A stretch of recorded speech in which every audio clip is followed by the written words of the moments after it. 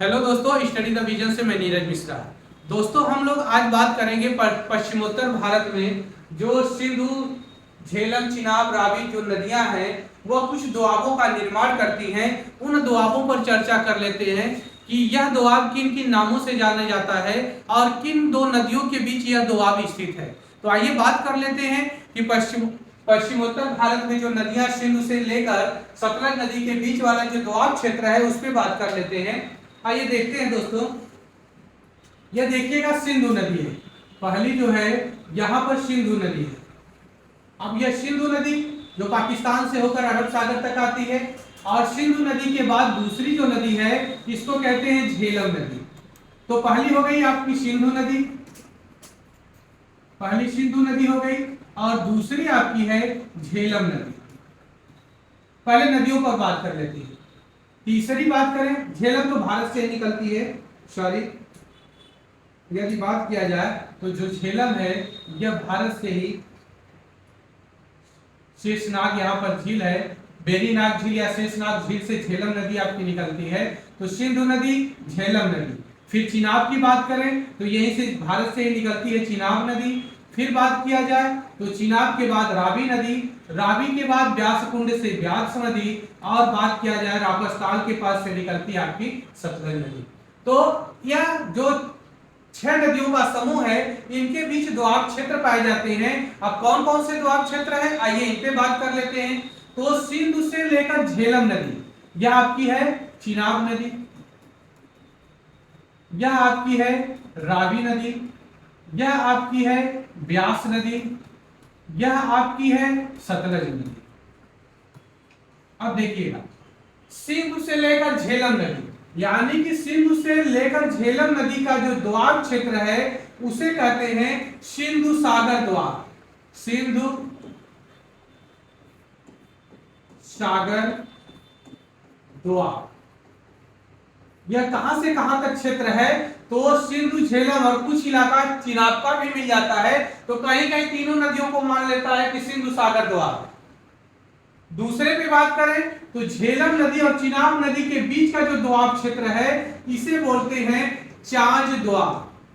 चांज दोआब। अब यह तीन दो नदियों के बीच का क्षेत्र माना जाता है।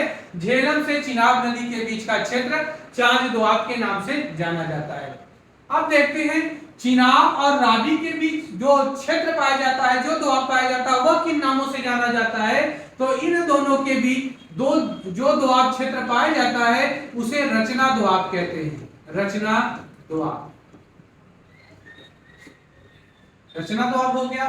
फिर अगले पे बात करें तो देखिएगा, रावी और व्यास के बीच जो दोआब क्षेत्र पाया जाता है इनको क्या बोलते हैं, क्या नाम दिया गया? तो इसको बोलते हैं बारी दोआब। क्या बोलते हैं? बारी दोआब। अब आइए, व्यास और सतलज के बीच का जो दोआब क्षेत्र पाया जाता है इसको किस नाम से जाना जाता है? तो इसको हम जानते हैं विष्ट दोआब के नाम से। किसके नाम से? विष्ट दोआब। विष्ट दोआब के नाम से जाना जाता है, विष्ट दोआब। कहां से कहां तक का इलाका जाना जाता है? सतलज से व्यास नदी के बीच का इलाका। एक बार दूसरी तरफ देख लेते हैं कि सिंधु से झेलम के बीच का दोआब किसके नाम से जानते हैं? सिंधु सागर दोआब। सिंधु सागर दोआब एक हो गया। दूसरा, झेलम से चिनाब के बीच, झेलम से चिनाब के बीच किसके नाम से जाना जाता है? तो यह जाना जाता है चांज दोआब के नाम से। चांज दोआब। अब चिनाब से रावी के बीच का जो इलाका है यह किसके नाम से जाना जाता है? तो यह जाना जाता है रचना दोआब के नाम से। रचना दोआब के नाम से। अब रावी से व्यास के बीच वाला जो इलाका है इसको किस नाम से जानते हैं? तो इसको हम लोग बारी दोआब के नाम से जानते हैं। बारी दोआब के नाम से। अब व्यास से सतलज के बीच का जो इलाका है यह किस नाम से जाना जाता है? तो इसे हम व्यास से सतलज के बीच के इलाके को विष्ट दोआब के नाम से जानते हैं। विष्ट दोआब।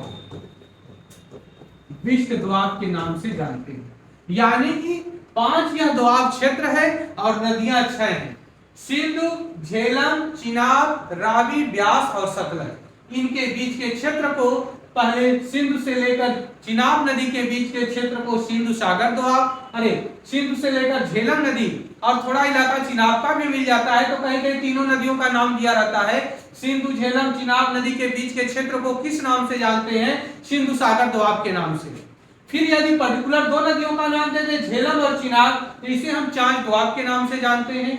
अब बात किया जाए चिनाब और रावी के बीच का जो इलाका है इसे रचना दोआब के नाम से जाना जाता है, और रावी और ब्यास के बीच का जो इलाका है उसे बारी दोआब के नाम से जानते हैं, और ब्यास और सतलज के बीच का जो इलाका है इसे बिष्ट दोआब के नाम से जानते हैं। तो यह पश्चिमोत्तर भारत की जो प्रमुख नदियां हैं उनके बीच के दोआब क्षेत्र किन किन नामों से जाने जाते हैं, और यह दोआब क्षेत्र किन दो नदियों के बीच विस्तृत है, इस पे हम लोग बात कर लिए।